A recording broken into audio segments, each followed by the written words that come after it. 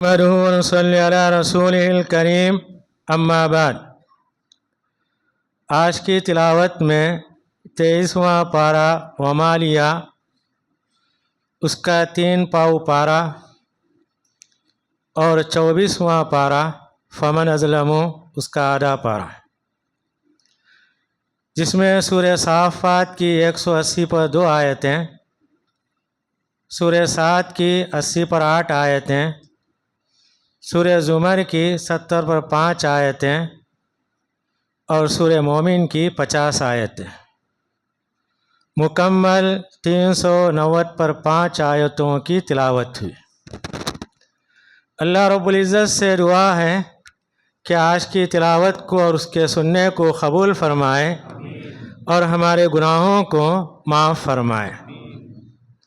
صافات کی ابتدائی آیتوں میں اللہ تعالیٰ نے فرشتوں کی قسم کھا کر یہ بتایا تمام انسانوں کا معبود صرف اللہ ہے۔ فرشتے صف بندی کی شکل میں اللہ کی عبادت کرتے ہیں۔ نبی کریم صلی اللہ علیہ وسلم نے کہا، ہماری صفیں فرشتوں کی صفوں کی طرح ہیں۔ فرشتے اللہ کے سامنے صف بندی کر کے عبادت کرتے ہیں۔ اور دوسری صفت اللہ تعالیٰ نے یہ بتائی کہ فرشتے وعظ و نصیحت کے ذریعے ڈانٹتے ہیں۔ اور تیسری صفت یہ بتائی گئی، اللہ کا ذکر کرتے ہیں، قرآن مجید کی تلاوت کرتے ہیں۔ اس کے بعد اللہ تعالیٰ نے جہنم کا تذکرہ کیا۔ جہنم میں زقوم نامی درخت اگ رہا ہے۔ اللہ تعالیٰ نے اسے جہنم کے نچلے حصے میں اسے اگایا۔ جب یہ بات کافروں کے سامنے بتائی گئی، انہوں نے مذاق اڑایا کہ آگ کے درمیان درخت کا اگنا یہ کیسا ہے؟ تو اللہ تعالیٰ کہتے ہیں یہ درخت بدبودار ہے، اس کا مزہ کڑوا کسیلا ہے، یہ جہنم والوں کو کھلایا جائے گا اور اس سے ان کا پیٹ بھرنے والا ہے، اور اس کے اوپر اللہ تعالیٰ ان کے اوپر گرم پانی ڈالیں گے۔ اس کے بعد اللہ تعالیٰ نے کئی پیغمبروں کا ذکر کیا۔ اس میں ابراہیم علیہ السلام کا واقعہ، انہوں نے اپنے بچے کے سامنے اپنے خواب کو بیان کیا تھا۔ اسماعیل علیہ السلام جب چلنے پھرنے کے لائق ہوئے، انہوں نے اپنے بچے سے کہا، میں نے تجھے خواب میں ذبح کرتے ہوئے دیکھا، تیری رائے کیا ہے؟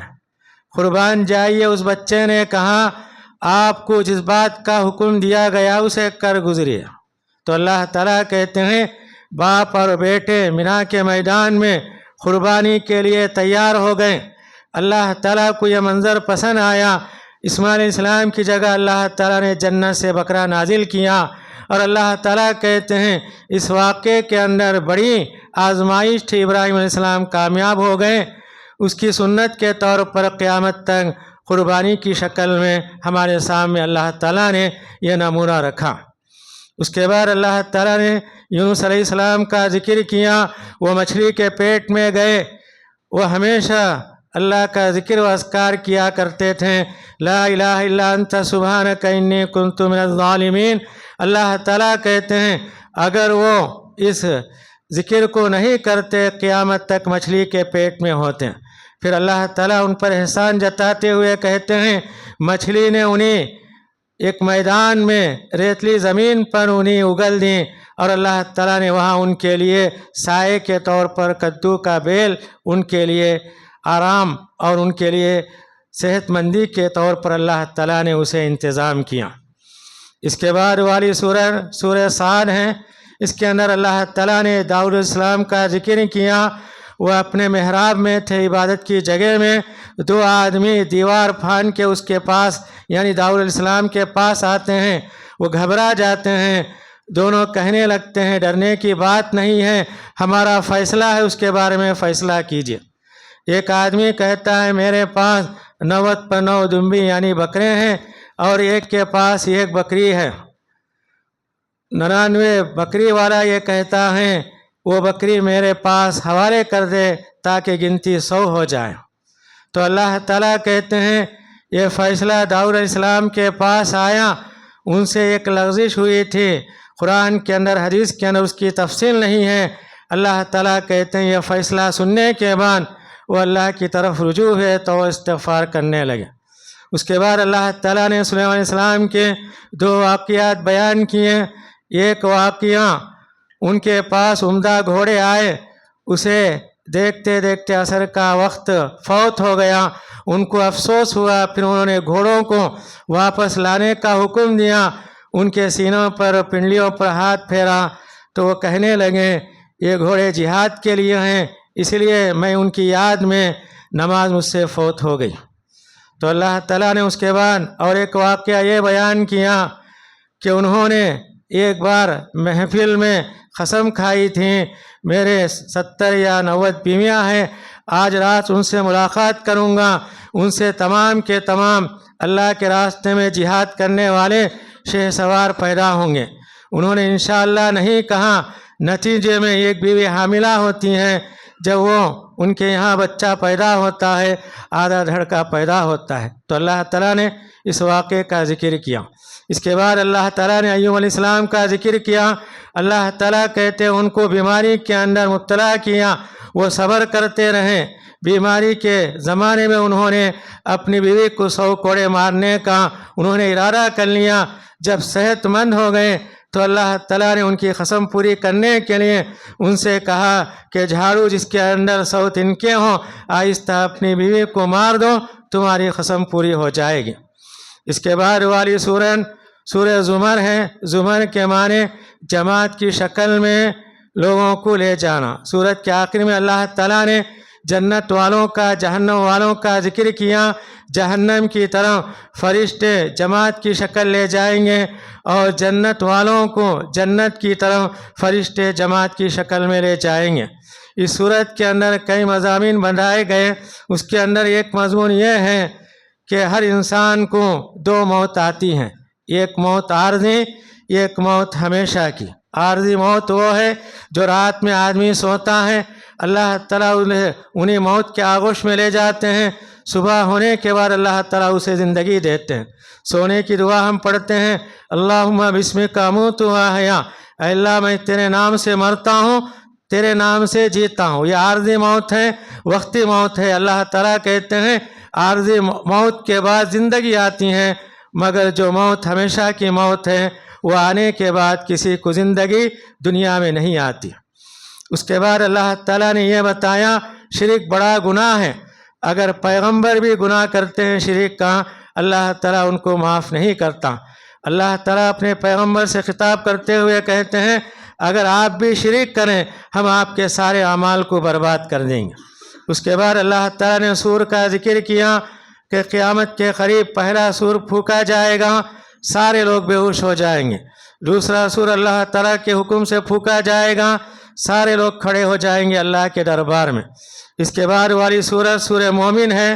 اس سورت کے ابتدائی حصے میں اللہ تعالیٰ نے یہ بتایا اللہ کے عرش کو فرشتے تھامے ہوئے ہیں۔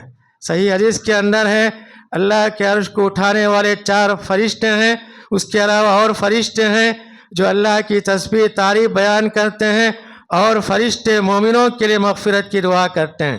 فرشتے یہ کہتے ہیں اللہ ان کے ساتھ ان کے بیوی بچے ایمان لائے، ان کو جنت میں ایک ساتھ داخل کر دیں۔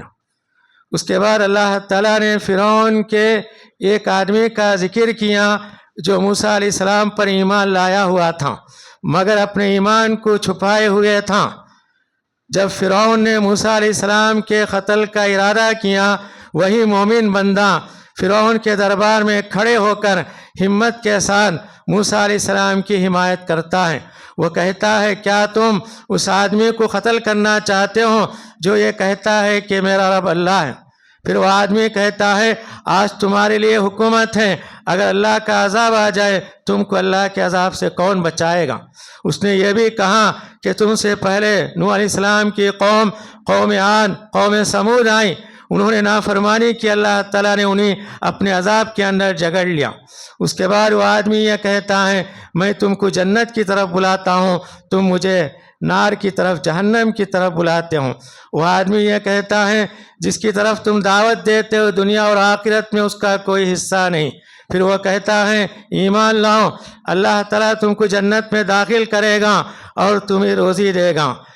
تو اس مومن مرد نے فرعون کے دربار میں جو تقریر کی اللہ تعالیٰ نے اسے بیان کیا، آخر میں اللہ تعالیٰ یہ کہتے ہیں کہ فرعون اور اس کے دربار والوں نے اس کے ساتھ برائی کرنا چاہا، مگر اللہ تعالیٰ نے ان تمام کی برائی سے اس آدمی کو روک لیا۔ اس کے بعد اللہ تعالیٰ کہتے ہیں فرعون اور اس کے لشکر کو صبح و شام جہنم کا عذاب دیا جاتا ہے، کیونکہ جہنم کا عذاب برحق ہے، صبح اور شام فرعون کو اور اس کے ماننے والوں کو دیا جاتا ہے۔ اس کے بعد اللہ تعالیٰ نے یہ بتایا دعا عبادت ہیں، جو بندے اللہ سے دعا کرتے ہیں اللہ تعالیٰ ان کی دعا کو قبول کرتے ہیں، جو اللہ سے دعا نہیں کرتے تکبر کرتے ہیں اللہ تعالیٰ کہتے ہیں وہ جہنم میں داخل ہوں گے۔ غرض آج کی تلاوت کے اندر یہ چند آیتوں کا خلاصہ پیش کیا گیا۔ اللہ رب العزت سے دعا ہے کہ ہم کو قرآن پڑھنے، سمجھنے، اس کی تعلیمات پر عمل کرتے ہوئے اس کے پیغام کو عام کرنے کی توفیق عنایت فرمائے۔ والسلام علیکم ورحمۃ اللہ وبرکاتہ۔